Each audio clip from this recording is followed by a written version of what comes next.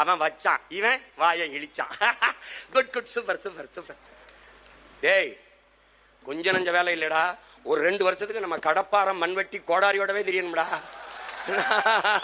ஏன்னு வந்த உடனே கடற்கரையை பூரா எடுத்து கடற்கரை ஆகணும்டா.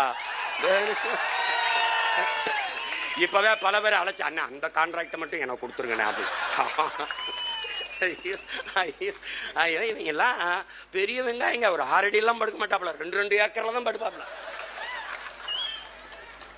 உள்ள படுத்து உருள்வாங்க பொருள், அப்படியே அப்படியே உருண்டு கடற்கரையில ராத்திரியா இருந்துருச்சு அப்படியே வாக்கிங் போவாங்க பொழுது.